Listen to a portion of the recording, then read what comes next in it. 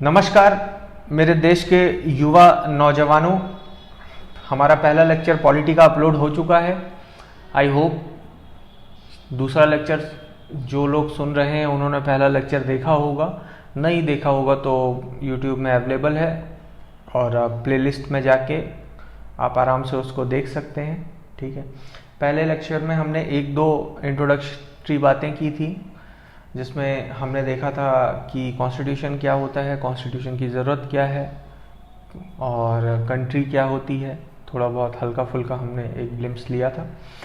आज के second lecture में हम फिर से कुछ बेसिक चीज़ों की बात करेंगे। देखिए, हम बेसिक चीज़ों से शुरुआत क्यों कर रहे हैं, हो सकता है कई सारे लोग ऐसे हों जिनको ये सारी बातें पता है, ठीक है, और उनको लगे तो उनको ये देखना चाहिए नहीं लगे तो आने वाले लेक्चर्स से वो शुरुआत कर सकते हैं। बेसिक कॉन्सेप्ट्स क्लियर करने के पीछे सिंपल सा रीज़न ये है कि जब आने वाले लेक्चर्स जो रहेंगे जिसमें हम एक फ्लो में चलेंगे, लक्ष्मीकांत को फॉलो करते हुए चलेंगे, तो उसके पहले आपको थोड़ा बेसिक आइडिया होना चाहिए कि क्या चीज़ क्या होती है, ताकि क्योंकि ये सारे टर्म्स हमेशा बीच बीच में आते रहेंगे और क्लैरिफिकेशन चीज़ों को बहुत ज़रूरी है। और देखिए, हम इन सब चीज़ों की जो बेसिक इंट्रोडक्शन में हम बात कर रहे हैं उसमें हमने ज़्यादा फोकस किया ही नहीं है, ज़्यादा ऐसा कॉन्सेप्चुअल वो है नहीं। सिर्फ दिमाग में एक कोने में आपको बैठा लेना है और बैठा के उसको शांति से हमेशा याद रखना है। और वैसे भी उसके पीछे का लॉजिक आपने समझ लिया तो आपको वो हमेशा याद रहेगा। तो वो कोई चीज़, देखिए क्या ज़रूरत क्या पड़ती है। फॉर एग्ज़ाम्पल मान लीजिए कि जैसे हमने salient feature of the constitution पढ़ना चालू किया, अब पढ़े जा रहे हैं कि कॉन्स्टिट्यूशन ऐसा है, ये है, वो है, फलाना ढिमकाना, दुनिया जहान की चीज़ें, बट स्टिल एक चीज़ पता ही नहीं है कई बार लोगों को कि आखिर कॉन्स्टिट्यूशन क्या है। ये भी होता है। तो इन सब चीज़ों को ध्यान में रखते हुए हल्का फुल्का बेसिक नॉलेज भी ले लो, क्योंकि हम इस लेक्चर सीरीज़ में ऐसे लोगों को भी इंक्लूड करके चल रहे हैं, ऐसे कोई व्यूअर आए जिनको यूपीएससी करना तो है बट कहाँ से शुरुआत करनी है, कैसे समझना है, वो सारी चीज़ों की जानकारी नहीं है। तो उनको भी ध्यान में लेते हुए, या कोई भी व्यक्ति जो अपना बेसिक जनरल नॉलेज के पॉइंट ऑफ व्यू से ये चीज़ें जानना चाहता है, उसके लिए भी। तो इसलिए हम बेसिक कुछ कॉन्सेप्ट्स को क्लियर करते हुए चल रहे हैं। हार्डली आज का और एक दिन का, और शायद अगर आज के लेक्चर में सारी चीज़ें कवर नहीं हो पाई तो 2 लेक्चर और बेसिक के रहेंगे, उसके बाद सीधे हम मूव कर जाएंगे आगे की तरफ। तो चलिए, आज के बेसिक लेक्चर में मैं आपको ऑर्गन्स ऑफ इंडियन सिस्टम कह लीजिए, ऑर्गन्स ऑफ इंडियन गवर्नमेंट कह लीजिए, ऑर्गन्स ऑफ इंडियन स्ट्रक्चर कह लीजिए, उसके बारे में हम बात करेंगे। ठीक है, और ये बहुत ज़रूरी है इसके बारे में समझना। ठीक है,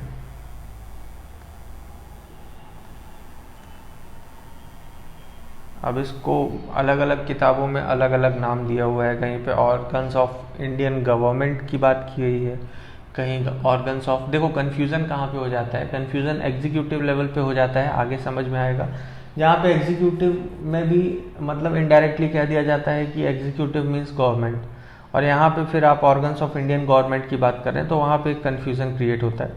तो इसलिए for the sake of convenience हम इसको ऑर्गन्स ऑफ इंडियन सिस्टम कह लीजिए, पॉलिटिकल सिस्टम कह लीजिए, इंडियन गवर्नमेंट कह लीजिए, उसके पॉइंट ऑफ व्यू से समझते हुए चलते हैं। ठीक है, तो नाम इम्पॉर्टेंट नहीं है, इम्पॉर्टेंट ये है कि आखिर ये 3 ऑर्गन्स क्या हैं। बहुत इम्पॉर्टेंट है, बहुत ध्यान से सुनना, बहुत ध्यान से समझना, एकदम बच्चों वाली लैंग्वेज में हम समझते हुए चलेंगे कि ये क्या होते हैं, ये ऑर्गन्स, ये कैसे वर्क करते हैं। सिर्फ बेसिक इंट्रोडक्शन में आपको इनके बारे में दूंगा, क्योंकि आने वाले लेक्चर्स में हम इनके बारे में डिटेल में ऑलरेडी पढ़ने वाले हैं ढंग से।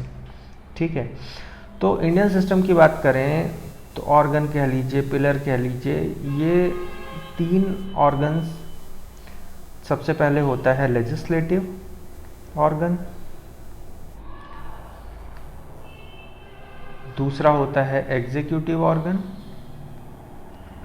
और तीसरा होता है जुडिशियरी। ठीक है, ये 3 ऑर्गन है, number 1, number 2 and number 3। First one is the legislative organ, second one is the executive organ and the third one is the judiciary. ठीक है, हिंदी में इसको कहते हैं विधायिका, इसको कहते हैं कार्यपालिका और तीसरा है आपका न्यायपालिका।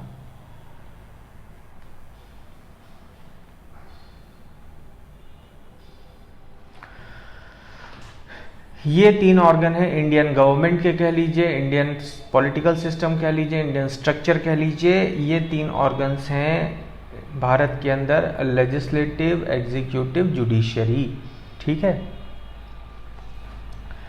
एक एक करके समझते हुए चलते हैं कि क्या है लेजिस्लेटिव ऑर्गन।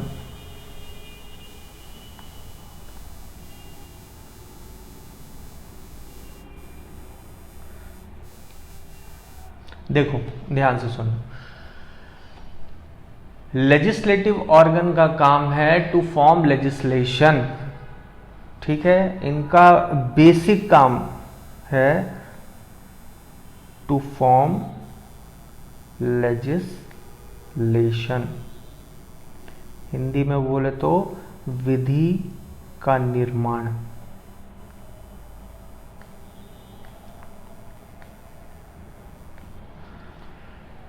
सबसे बेसिक काम है लेजिस्लेटिव ऑर्गन का लेजिस्लेशन फॉर्म करना, विधि का निर्माण। भारत के अंदर लेजिस्लेटिव ऑर्गन कौन सी है उसके बारे में हम आगे बात करते हैं। अभी पहले ये समझ लीजिए कि लेजिस्लेटिव ऑर्गन का काम क्या होता है, विधि का निर्माण करना, लेजिस्लेशन का निर्माण करना।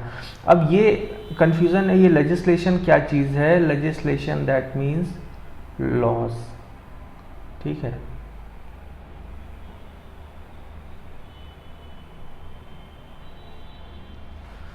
कानून का निर्माण करना, ये इनका देखिए क्या लेजिस्लेटिव ऑर्गन का एकमात्र यही काम है? Answer is no.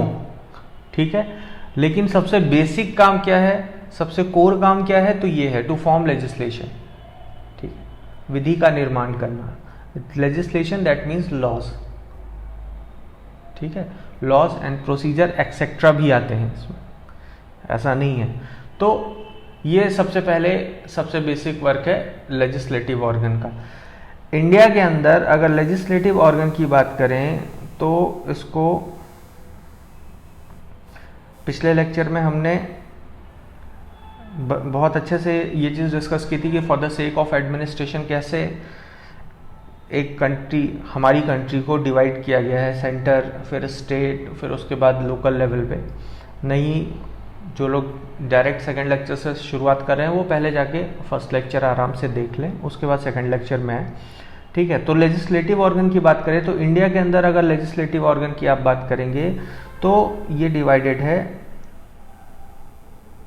Centre and state level पे।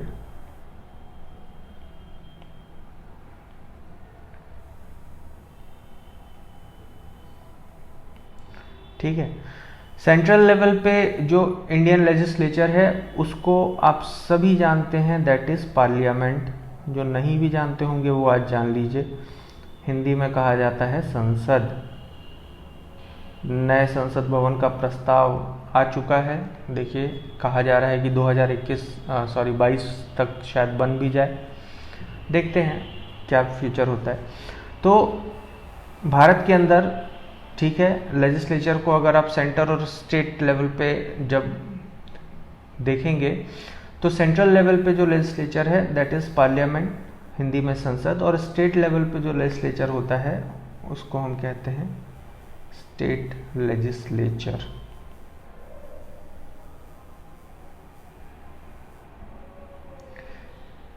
हिंदी में पार्लियामेंट को संसद कहते हैं और स्टेट लेजिस्लेचर को कहा जाता है राज्य विधान मंडल। इसके फर्दर आगे के डिवीज़न के बारे में मैं बात नहीं कर रहा हूँ, जैसे पार्लियामेंट के अंदर लोकसभा, राज्यसभा, और तीसरा जो इंटीग्रल ऑर्गन होते हैं प्रेसिडेंट, उनकी मैं बात नहीं कर रहा हूँ। स्टेट लेजिस्लेचर के अंदर मैं बात नहीं कर रहा हूँ कि स्टेट लेजिस्लेचर के अंदर आपका विधानसभा, विधान परिषद, वो क्योंकि आने वाले लेक्चर्स में जब हम पार्लियामेंट चैप्टर पढ़ेंगे, जब हम स्टेट लेजिस्लेचर पढ़ेंगे, तो वो सारी चीज़ें आपको ऑटोमेटिकली क्लियर हो जाएंगी। तो उतना बेसिक लेक्चर में उतने डिटेलिंग्स में जाने की ज़रूरत नहीं है। बेसिक लेक्चर में आप सिर्फ इतना जानिए यहाँ तक कि लेजिस्लेटिव ऑर्गन जो सबसे पहला ऑर्गन है, उसकी अगर हम बात करें तो उनका काम है टू फॉर्म लेजिस्लेशन, विधि का निर्माण करना। विधि, legislation that means laws etcetera.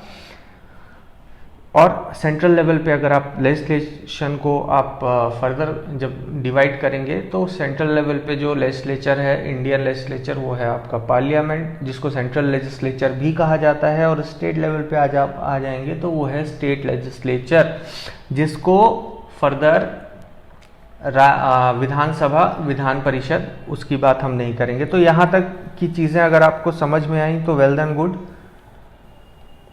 कि ये आपका लेजिस्लेचर इंडियन लेजिस्लेचर है, जो फर्दर इस तरह से क्लासीफाई किया गया है।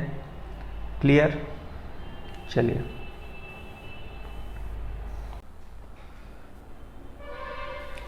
तो देखिए, तो हमने बात की लेजिस्लेटिव ऑर्गन की, ठीक है, जिसमें हमने देखा कि लेजिस्लेटिव ऑर्गन इंडिया के अंदर सेंट्रल लेजिस्लेचर, जिसके अंदर आता है आपका parliament, parliament is the supreme legislative organ of Indian Republic.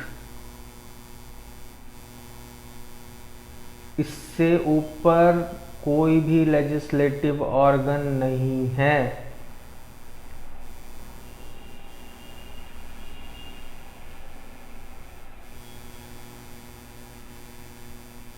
ठीक है।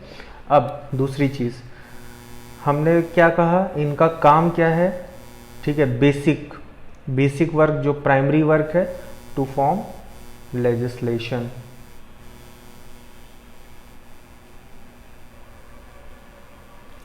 ठीक है। अब देखो, बहुत कॉमन सेंस है। तो पार्लियामेंट जो कि सेंट्रल लेजिस्लेचर है, कल हमने सेंट्रल गवर्नमेंट की बात की थी, जिसका कंट्रोल पूरे पैन इंडिया यानी इंटायर इंडिया में रहता है, कुछ टर्म्स एंड कंडीशन छोड़ के। उसी तरह से जो पार्लियामेंट के लॉज हैं वो भी पैन इंडिया एप्लीकेबल रहेंगे। पैन इंडिया यानी संपूर्ण भारत। ठीक है। कुछ टर्म्स एंड कंडीशन हैं जो हम आगे बात करेंगे कि कुछ एरियाज ऐसे होते हैं जहाँ पे ये लॉज एप्लीकेबल नहीं रहते। ठीक है, उनकी बात हम आगे करेंगे। अभी फ़िलहाल के लिए पार्लियामेंट जो लॉज बनाता है, जो लेजिस्लेशन बनाता है, वो एप्लीकेबल होता है इंटायर कंट्री पे, कुछ एरियाज़ को छोड़ के। ठीक है। लिस्ट की भी बात मैं आने वाले चैप्टर्स में आपके साथ करूँगा कि पार्लियामेंट किस में लॉ बना सकता है, स्टेट लेजिस्लेचर किन किन चीज़ों पे लॉ बना सकता है, तो ये आने वाले समय की बात है। और पार्लियामेंट और स्टेट लेजिस्लेचर दोनों मिलके कुछ ऐसे सब्जेक्ट होते हैं जिनको, जो कि कॉन्करेंट लिस्ट के अंदर में आते हैं, तो उन पे दोनों बना सकते हैं, लेकिन पार्लियामेंट ने अगर उस पर बना दिया तो वो ओवरराइड कर जाएगा स्टेट के लॉस पे।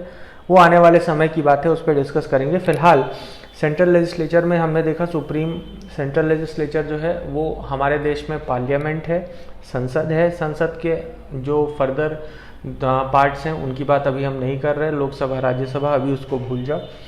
पार्लियामेंट जो है वो सुप्रीम लेजिस्लेटिव ऑर्गन है इंडिया का। पार्लियामेंट जो लेजिस्लेशन बनाता है वो इंटायर इंडिया पे एप्लीकेबल होता है, सर्टेन एरियाज को छोड़ के, कुछ टर्म्स एंड कंडीशन के साथ। उसकी बात हम आगे करेंगे। और इनका लेजिस्लेटिव ऑर्गन्स का बेसिक काम होता है टू फॉर्म लेजिस्लेशन। लेजिस्लेशन के बारे में मैंने बताया, लॉस। ठीक है।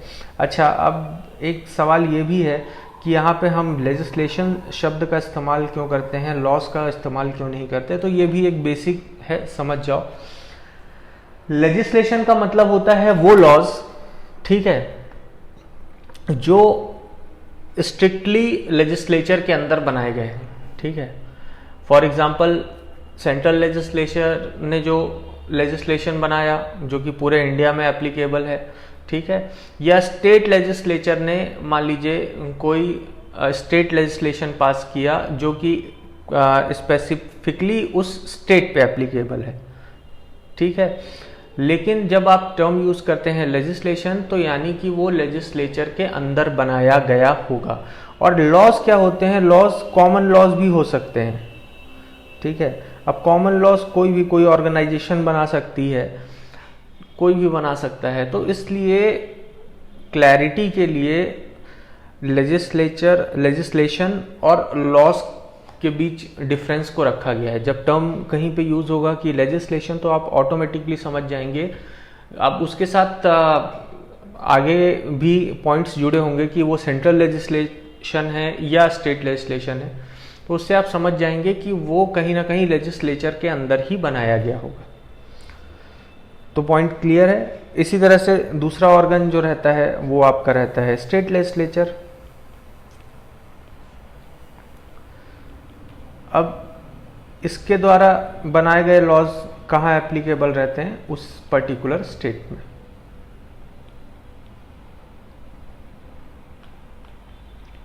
ठीक है। तो इनका बेसिक फंक्शन आपको समझ में आ गया। ये है बेसिक फंक्शन आपके लेजिस्लेचर का, टू फॉर्म द लेजिस्लेशन, ठीक है। चलिए नेक्स्ट सेक्शन की बात करते हैं। दूसरा ऑर्गन जो है आपका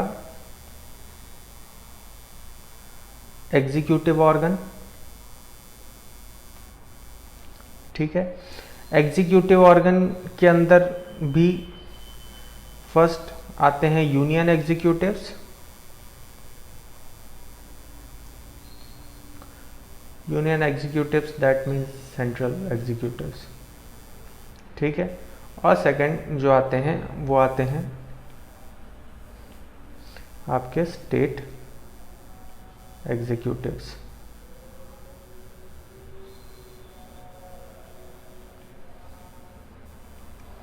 ठीक है। यूनियन एग्जीक्यूटिव के अंदर प्रेसिडेंट, प्राइम मिनिस्टर,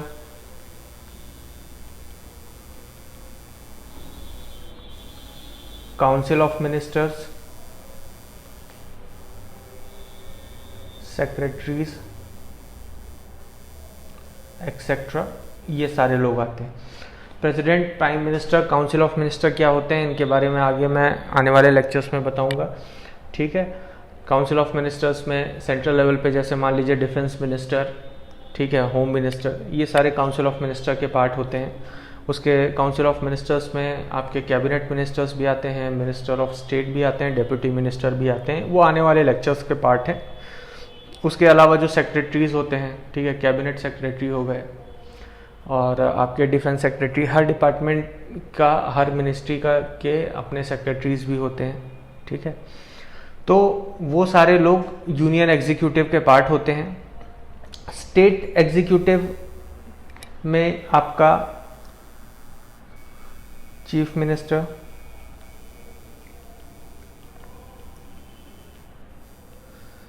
स्टेट के काउंसिल ऑफ मिनिस्टर्स,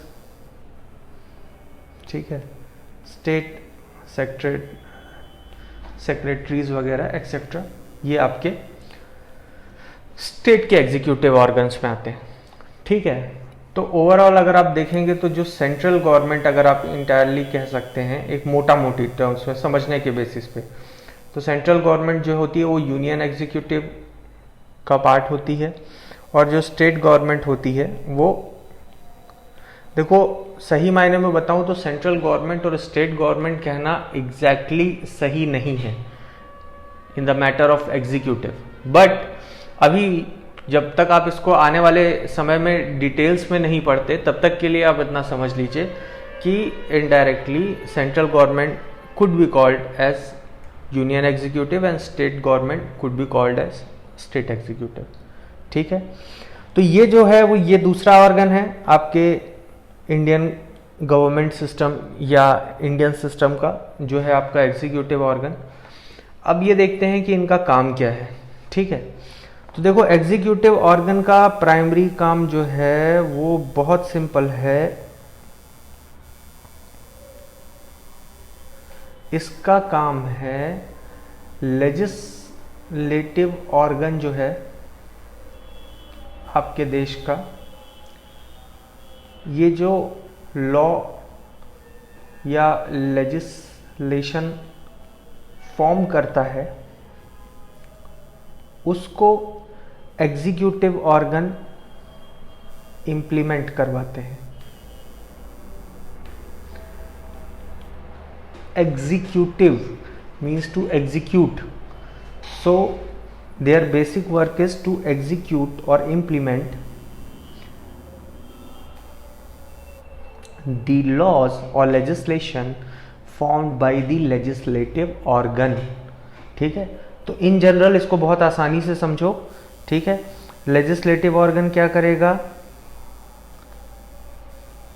लॉ बनाएगा,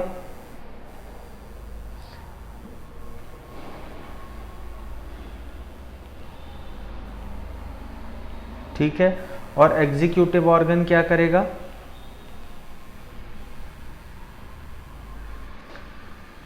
इसको इंप्लीमेंट करवाएगा,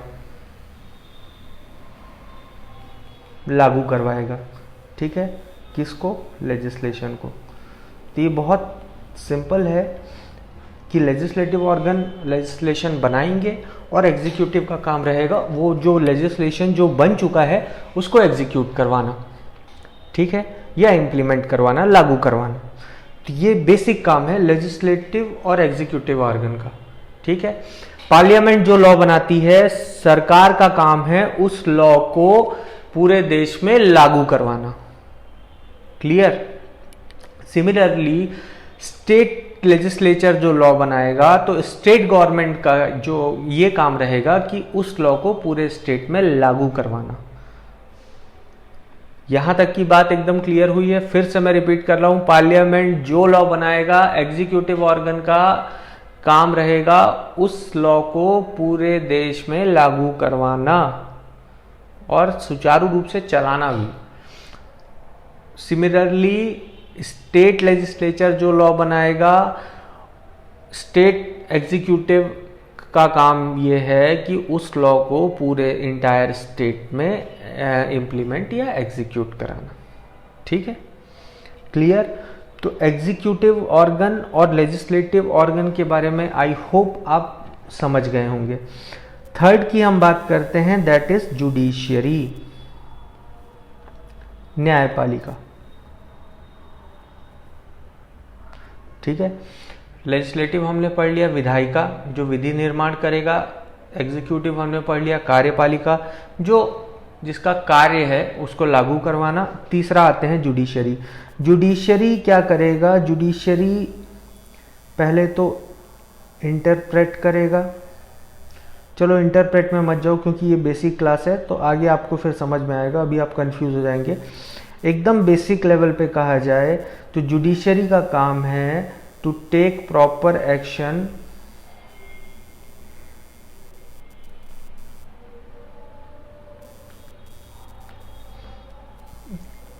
इन द ब्रीच, ब्रीच यानी तोड़ना या उल्लंघन करना।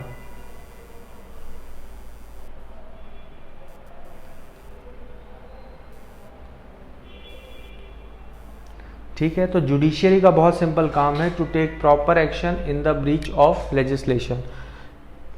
ठीक है, जब भी वो जो लेजिस्लेशन है, जो लॉज हैं, उसको तोड़ा जाएगा तो उस पर प्रॉपर एक्शन, उसका उल्लंघन किया जाएगा या उसको तोड़ा जाएगा तो उस पर प्रॉपर एक्शन लेने का कार्य किसका है, जुडिशियरी का है। ये थर्ड ऑर्गन का ये काम है।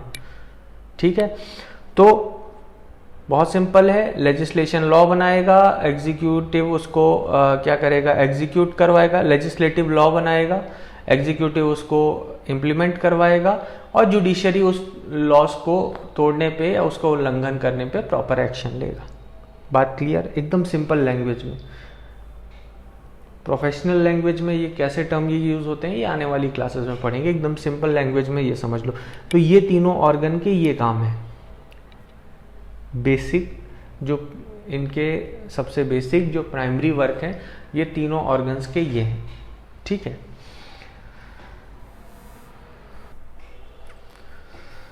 अब जुडिशियरी के अंदर आते क्या क्या है, तो जुडिशियरी के अंदर आपके कोर्ट्स आते हैं, ठीक है, जिसमें सबसे टॉप लेवल में आपका सुप्रीम कोर्ट जो कि एपेक्स कोर्ट है रिपब्लिक ऑफ इंडिया का। उसके बाद आपके हाई कोर्ट्स आते हैं और उसके बाद सबऑर्डिनेट कोर्ट्स आते हैं।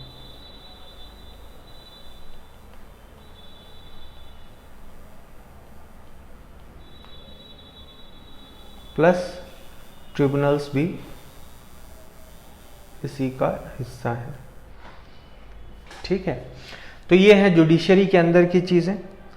जुडिशरी के अंदर कोर्ट्स आते हैं, आपके कोर्ट और ट्रिब्यूनल्स आते हैं, ठीक है, जिसमें supreme court, high court, subordinate court, ये सारी चीज़ें रहती हैं। चलिए आगे बढ़ते हैं। चलो इसको एक छोटे मोटे एग्जाम्पल से समझते हैं। लेट्स से दैट, मान लीजिए कि लेजिस्लेचर ने एक लॉ पास किया, ठीक है। लेजिस्लेचर में मान लीजिए कि फॉर एग्जांपल पार्लियामेंट ने एक लॉ पास किया कि भाई चोरी करना जो है वो एक अपराध है, एक जुर्म है, ठीक है। अब ये लॉ जो है ये इंटायर पूरे देश में एप्लीकेबल हो गया, ठीक है। अब मान लीजिए ये एक लॉ बना और ये पूरे देश में एप्लीकेबल हो गया कि चोरी करना जो है वो जुर्म है, ठीक है। तो एग्जीक्यूटिव का काम है, जो इन शॉर्ट समझ लीजिए, मान लीजिए जो गवर्नमेंट है उसका काम है इसको पूरे देश में लागू करवाना कि भाई आप चोरी मत करो, चोरी करना जुर्म है, अगर आपने चोरी की तो आप लॉ को ब्रेक करेंगे, क्योंकि लॉ बन चुका है कि किसी को चोरी नहीं करनी है, ठीक है। फिर भी एक व्यक्ति ने चोरी की, ठीक है, तो गवर्नमेंट के ही एक ऑर्गन की बात करते हैं, फॉर एग्जांपल पुलिस। तो पुलिस क्या करेगा, आपको अरेस्ट करेगा, ठीक है, क्योंकि आपने क्या किया। देखिए इन्होंने लॉ बना दिया कि चोरी जो है वो एक क्राइम है, ठीक है, तो उसे नहीं करना है। किसी ने उसको ब्रीच किया तो ये गवर्नमेंट का काम था उसको पूरे देश में इम्प्लीमेंट करवाना। गवर्नमेंट ने उसे इम्प्लीमेंट करवाया, फिर भी उसको किसी ने ब्रीच किया तो गवर्नमेंट का ही एक ऑर्गन क्या करेगा, आपको आके अरेस्ट करेगा, ठीक है। अरेस्ट करने के बाद आप जो एक्यूज्ड, मतलब आप नहीं, जो भी व्यक्ति जो एक्यूज्ड है, इसको कहाँ पेश किया जाएगा, जो तीसरी ऑर्गन है दैट इज जुडिशरी, यानी कि कोर्ट के सामने पेश किया जाएगा। और कोर्ट क्या है, इसे पनिशमेंट या एक्शन या सजा जो भी कहिए ये प्रोवाइड करेगी, ठीक है। पुलिस का काम नहीं है, पुलिस आपको सजा नहीं देगी, पुलिस आपको अरेस्ट करेगी। अरेस्ट करने के पीछे रीजन ये होता है कि जो भी एक्यूज्ड है वो कोई और लॉ ना ब्रेक करे या कहीं भाग ना जाए, XYZ, ठीक है। तो उनका काम है आपको अरेस्ट करना, फिर आपको कोर्ट के सामने पेश किया जाएगा और आप पे जो भी एक्शन लेना होगा वो कोर्ट लेगी। बात समझ में आई? तो लेजिस्लेचर लेजिस्लेशन बनाएगा, एग्जीक्यूटिव उसको इम्प्लीमेंट करवाएगा और वो ढंग से चले इसका भी ख्याल रखेगा, और जुडिशरी जो है वो लॉ ब्रेक होने पे प्रॉपर एक्शन लेगा, ठीक है। क्लियर? इसके अलावा भी बहुत काम होते हैं। जुडिशरी एग्जीक्यूटिव और लेजिस्लेचर को भी कई मामलों तक चेक कर सकता है, लेजिस्लेचर भी कई मामलों तक जुडिशरी को चेक कर सकता है। ये सारी चीज़ें भी होती हैं, ये आने वाले लेक्चर्स में आपको समझाया जाएगा, ठीक है। अब हम बात करते हैं फिर एक बेसिक चीज़ समझते हैं कि ये लेजिस्लेचर वगैरह के अंदर, let's say for example central legislature की बात करिए, पार्लियामेंट की बात करिए, तो पार्लियामेंट के अंदर जो लोग बैठते हैं, जो पार्लियामेंट के मेंबर्स होते हैं, उनको कहा जाता है मेंबर ऑफ पार्लियामेंट।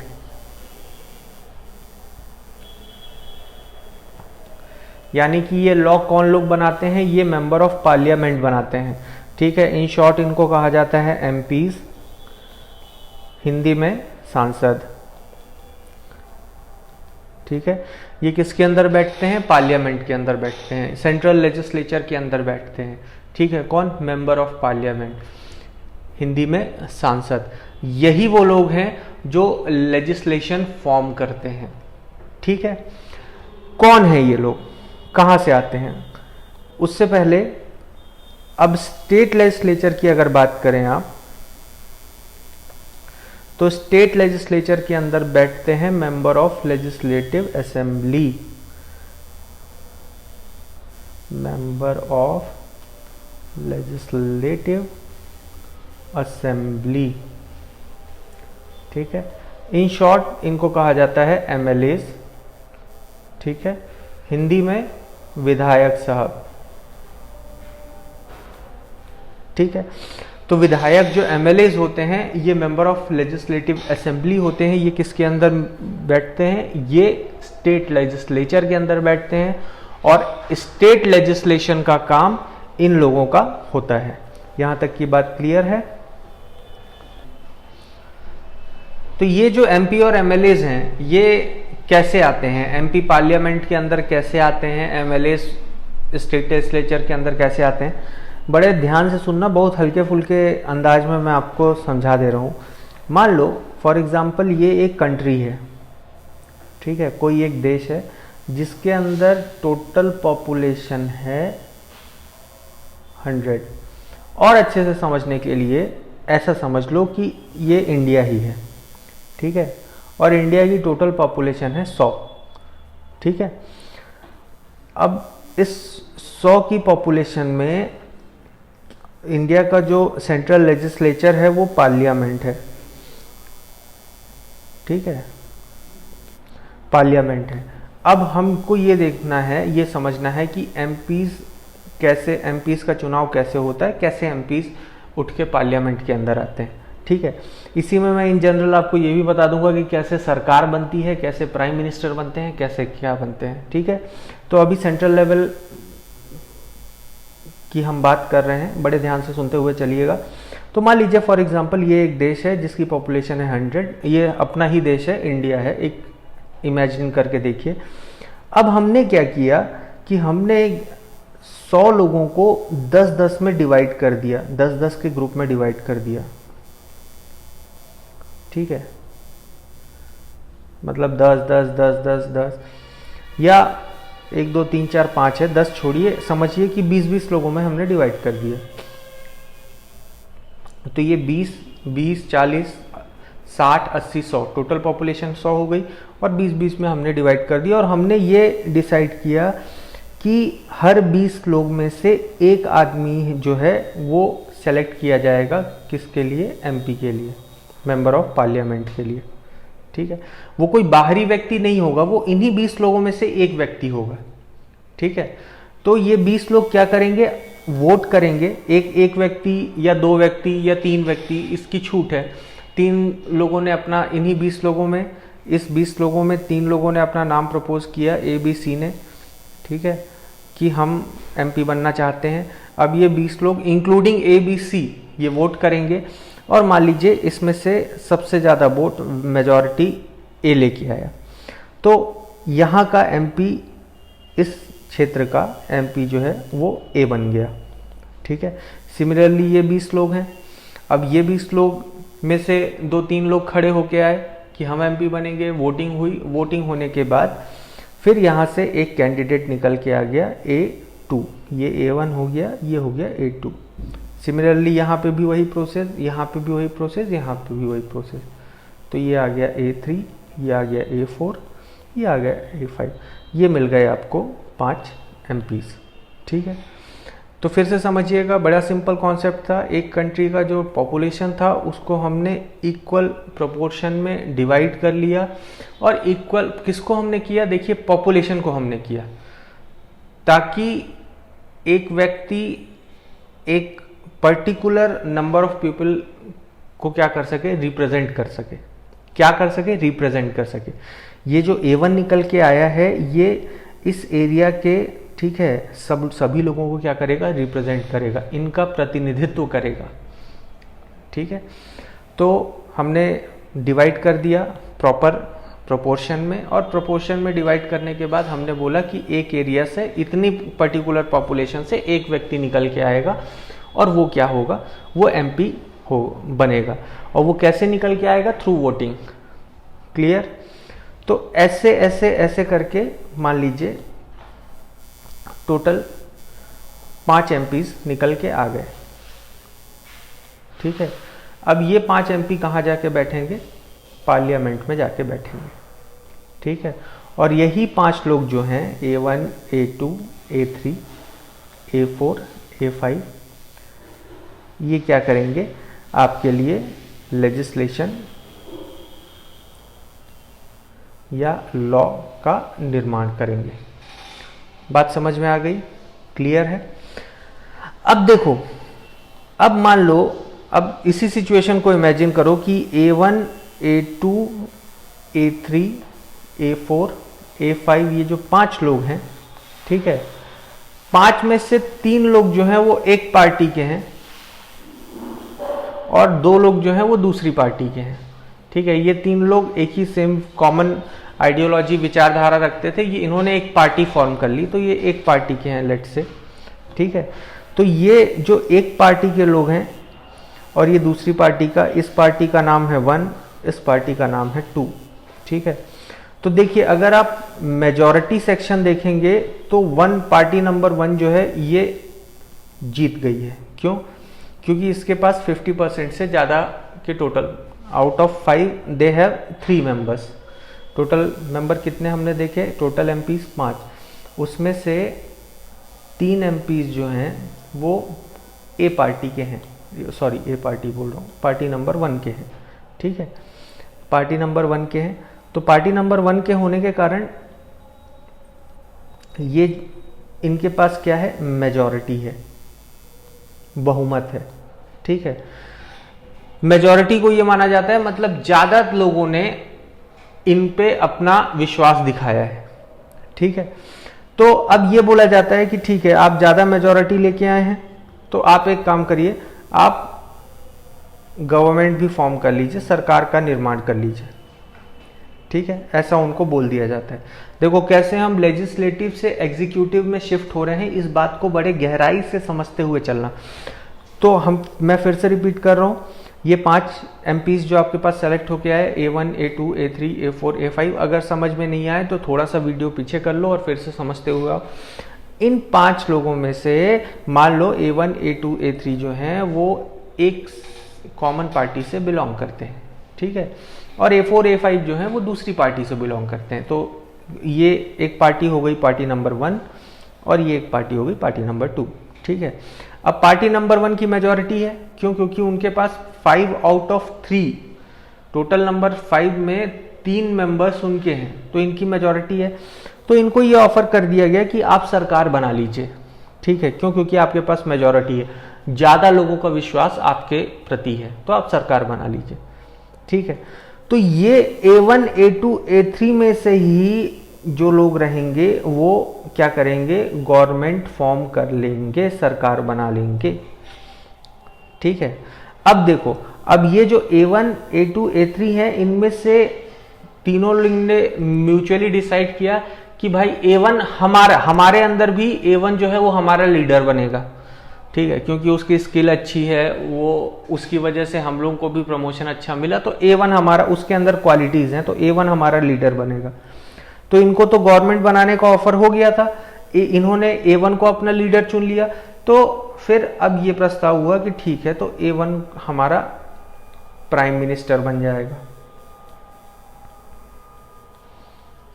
ठीक है, A1 हमारा प्राइम मिनिस्टर बन जाएगा। और फिर A1 ने क्या किया कि A2 को अपने साथ जोड़ लिया कि भाई मैं अकेले सरकार नहीं चला सकता, आओ आप भी मेरे साथ जुड़ जाओ। ठीक है, लेकिन प्राइम मिनिस्टर तो एक ही है, दूसरा तो कोई हो नहीं सकता, तो इसलिए मैं आपको दूसरी मिनिस्ट्री दे देता हूं।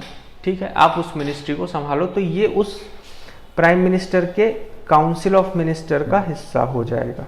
ठीक है, तो इसी तरह से लेजिस्लेटिव के साथ साथ एग्जीक्यूटिव ऑर्गन भी फॉर्म हो गई। एग्जीक्यूटिव ऑर्गन में गवर्नमेंट जो है वो फॉर्म हो गई। कौन सी गवर्नमेंट? Central government. ठीक है, बड़े ध्यान से सुनो। लेट्स से कि मान लो बीजेपी और कांग्रेस, ठीक है, बीजेपी और कांग्रेस के बीच, ठीक है, टोटल नंबर ऑफ एमपीज आए 10, जिसमें से 8 बीजेपी के थे, ठीक है, और 2 कांग्रेस के थे। अब 8 लोगों में से एक लोग को बीजेपी वालों ने बोला, जो 8 आए हैं उन्होंने बोला कि एक व्यक्ति जो है वो हमारा लीडर होगा। तो जो लीडर होगा, क्योंकि और उसमें से टोटल 10 में से 8 बीजेपी के आए हैं, तो सबसे पहले सरकार बनाने का प्रस्ताव बीजेपी के सामने रख दिया, ठीक है। अब सरकार बनाने का प्रस्ताव रख दिया, ठीक है। अब उन 8 लोगों ने बोला कि इसमें से एक व्यक्ति जो है वो हमारा लीडर होगा, तो जो भी उनका लीडर होगा उसको प्राइम मिनिस्टर, ठीक है, अपॉइंट कर दिया जाएगा। अब प्राइम मिनिस्टर अपॉइंट हो गया तो प्राइम मिनिस्टर बोलेगा कि मैं अकेले सरकार को नहीं चला सकता, तो मुझे एक टीम चाहिए। तो टीम चाहिए, तो उसी में से 8 लोगों में से उसने 4-5 लोगों को और अपनी तरफ कर लिया कि भाई आप आइए, आपको मैं अलग अलग पोर्टफोलियो दे देता हूं, आप डिफेंस मिनिस्टर बन जाइए, डिफेंस का मैटर आप संभालिए, आप होम मिनिस्टर बन जाइए, आप होम मैटर्स को संभालिएगा, इंटरनल जितने भी अफेयर्स हैं, आप फाइनेंस मिनिस्टर बन जाइए, आप जो मॉनेटरी जितने भी क्या कहते हैं अफेयर्स हैं, उसको फाइनेंस के जितने मैटर्स हैं वो आप संभालिए। तो ऐसे ऐसे पोर्टफोलियो डिजाइन हो गया, और वो लेजिस्लेचर के अंदर के लोग, यानी पार्लियामेंट के अंदर के लोग ही जिन्होंने मेजॉरिटी लाई है पार्लियामेंट के अंदर, उनको सरकार बनाने का मौका मिल गया और उन्होंने सरकार बना ली, ठीक है। बात समझ में आई? तो ऐसे बनता है लेजिस्लेटिव, और लेजिस्लेटिव से ऐसे बनता है एग्जीक्यूटिव। क्लियर? अब देखो, एक चीज जो हमेशा याद रखने वाली है, एक टर्म आता है कि जो एग्जीक्यूटिव हैं वो अकाउंटेबल हैं लेजिस्लेटिव को, यानी जवाबदेह हैं। यानी कि एग्जीक्यूटिव जो होते हैं, फॉर एग्जांपल सरकार जो है वो कोई भी एक्शन लेती है तो अपने एक्शन पे उनको पार्लियामेंट में उस एक्शन के प्रति जवाब देना पड़ता है। जैसे फॉर एग्जांपल मोदी जी ने नोटबंदी कर दी, मोदी जी एग्जीक्यूटिव ऑर्गन का हिस्सा लेजिस्लेटिव ऑर्गन का तो है ही, क्योंकि लेजिस्लेचर से ही निकल के एग्जीक्यूटिव आया, तो लेजिस्लेचर के तो हिस्सा है ही, लेकिन एग्जीक्यूटिव ऑर्गन के तहत उन्होंने नोटबंदी का फैसला कर लिया। अब उन्होंने नोटबंदी का फैसला कर लिया, तो उस नोटबंदी के फैसले में उनको सदन में, पार्लियामेंट के अंदर जवाब देना पड़ा, क्योंकि पार्लियामेंट के अंदर 2 बैठे हुए हैं। देखिए, 8 अगर बीजेपी थे तो 2 जो कांग्रेस थे, तो बीजेपी तो मेजॉरिटी पार्टी बन गई, कांग्रेस ने बोला कि मैं ऑपोजिशन बन जाऊंगा, ठीक है। तो पार्लियामेंट के अंदर मेजॉरिटी और ऑपोजिशन दोनों बैठे हुए हैं, ठीक है। तो मोदी जी को पार्लियामेंट के अंदर जाके जवाब देना पड़ेगा, यह सरकार को, मोदी जी को नहीं, सरकार को, जो लोग भी एग्जीक्यूटिव का हिस्सा हैं उनको जाके पार्लियामेंट में जवाब देना पड़ेगा। तो executives are accountable to legislative, ठीक है।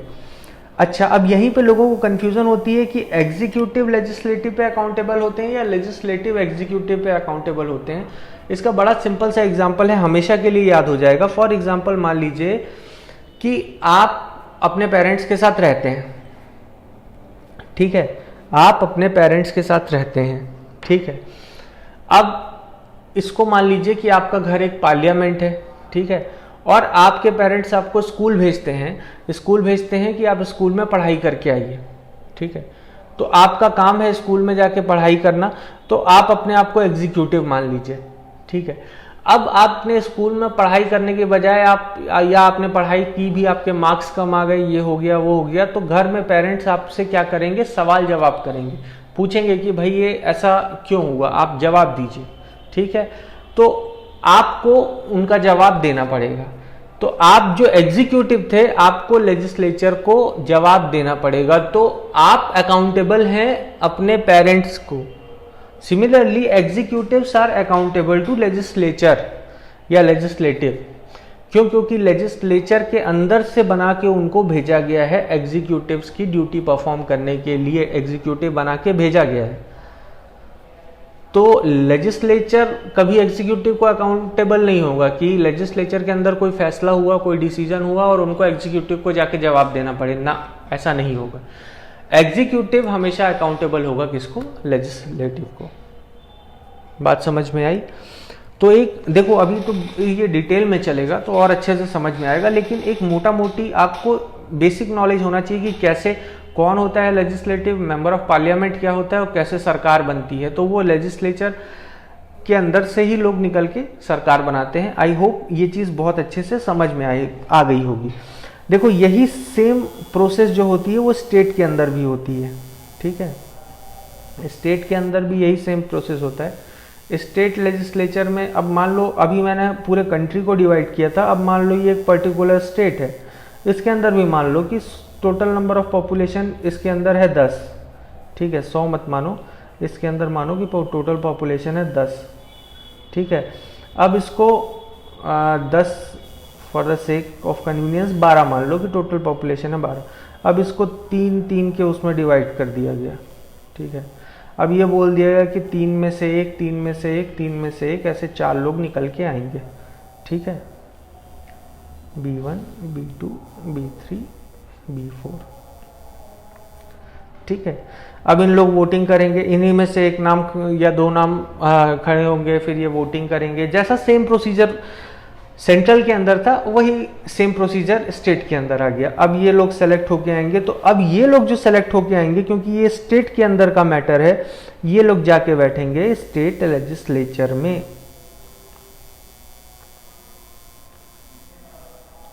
ठीक है। देखो अभी भी मैं आपको बता रहा हूँ क्योंकि मैं बेसिक नॉलेज के लिए बता रहा हूँ।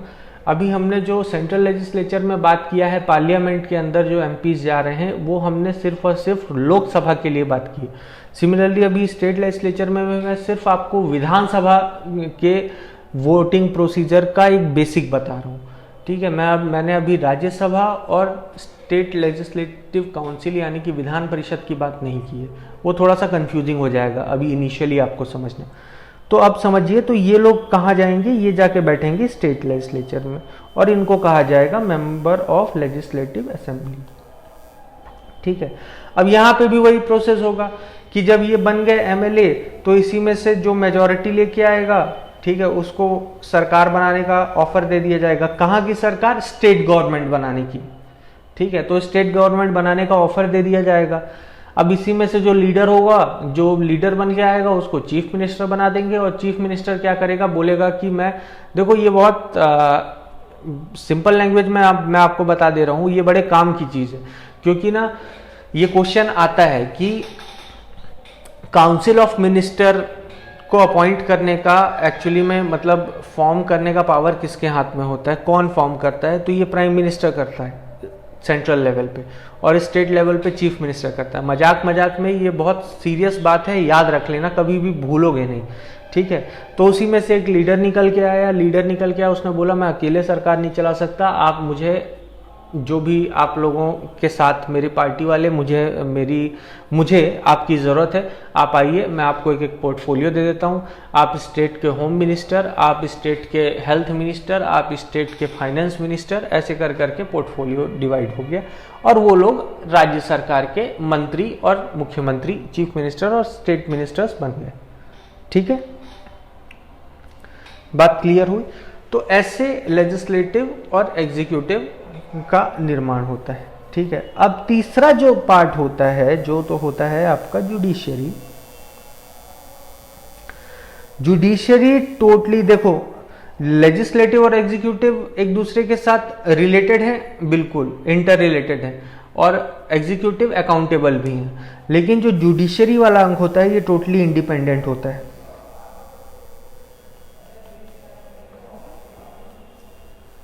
ठीक है।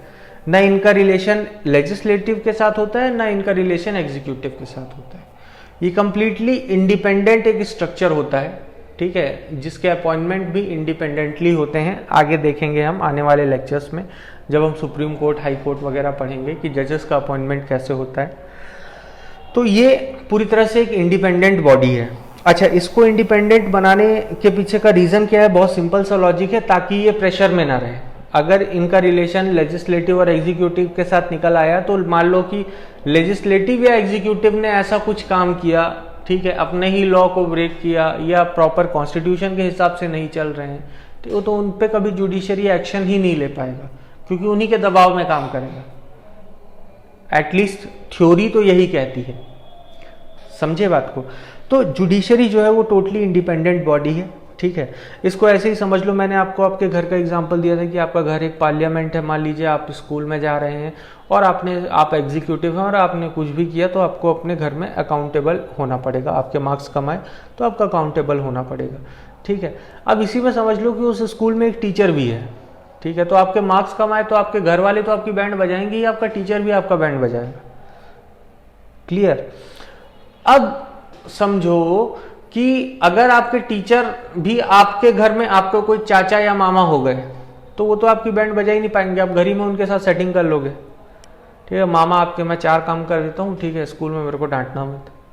तो क्या प्रॉपर एक्चुअली काम हो पाएगा? Answer is no. तो अगर वो टीचर आपको प्रॉपर पनिशमेंट तभी दे पाएगा जब वो आपके साथ उसका किसी प्रकार का कोई रिलेशन ही नहीं होगा, तो वो आपके साथ किसी प्रेशर में ही नहीं आएगा।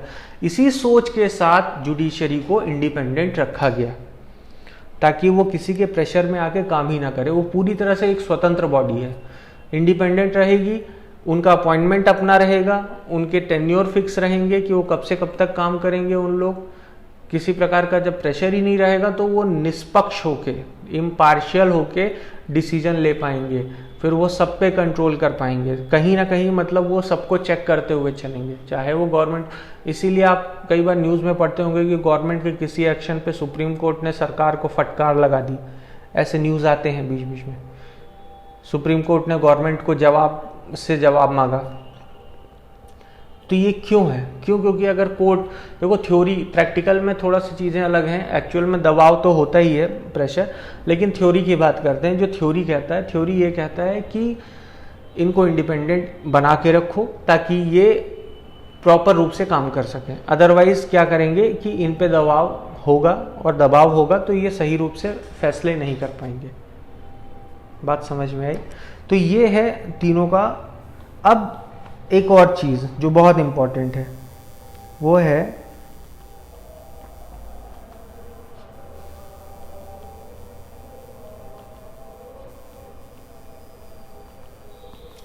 ये तो आपने 3 इंपॉर्टेंट ऑर्गन्स देख लिए, ठीक है, लेकिन इनके भी ऊपर कौन है? ठीक है भाई, लेजिस्लेटिव का काम क्या रहेगा, एग्जीक्यूटिव का काम क्या रहेगा, जुडिशियरी का काम क्या रहेगा? कहीं ना कहीं तो ये चीज़ डिफाइन होनी चाहिए ना, कहीं ना कहीं ये सारी चीज़ें डिफाइन होनी चाहिए, सारे वर्क उसके अकॉर्डिंग होने चाहिए। अदरवाइज वो एग्जीक्यूटिव बोलेगा कि मैं क्यों इंप्लीमेंट करवाऊं लॉ, क्या जरूरत है? ठीक है, तो कहीं ना कहीं ये सारी चीजें डिफाइन होनी चाहिए, और ये चीजें जहां डिफाइन होती हैं वही है आपका इंडियन कॉन्स्टिट्यूशन।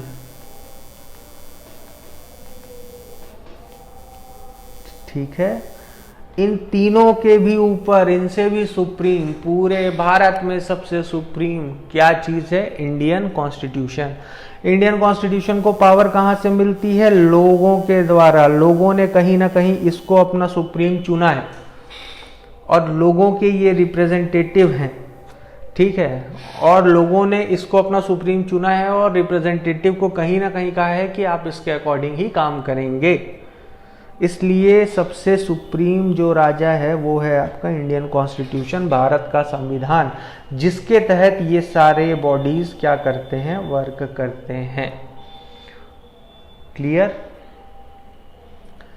तो ये है आपका इंडियन कॉन्स्टिट्यूशन, और उसके अंदर फिर ये इंडियन कॉन्स्टिट्यूशन के अंदर लिखा हुआ है लेजिस्लेटिव ऑर्गन ये है, उसका काम ये है, उसका सिलेक्शन ऐसे होगा, इतने टाइम तक उन लोग काम करेंगे, इनका work period from there to यहाँ से यहाँ तक होगा, इसके बाद फिर नए आएंगे, एग्जीक्यूटिव ये होंगे, यहाँ होंगे, ऐसे ऐसे काम करेंगे, ये इनका काम रहेगा, यहाँ इतने समय से इतने समय के लिए ये रहेंगे, उसके बाद फिर नए आएंगे। जुडिशरी के अंदर ये से ये लोग रहेंगे, इनका काम इंडिपेंडेंट रहेंगे, ये भी कॉन्स्टिट्यूशन में लिखा हुआ है, इनका इतना से इतना काम रहेगा, और उसके बाद फिर ये जाएंगे, इसकी जगह नए आएंगे। ये सारी चीज़ें कहीं ना किसी जगह मेंशन करना जरूरी है और उसके अकॉर्डिंग काम करना जरूरी है, और वो चीज़ जहाँ भी मेंशन है वो है आपका इंडियन कॉन्स्टिट्यूशन। आई होप आपको ये सारी चीज़ें अच्छे से समझ में आई होंगी, और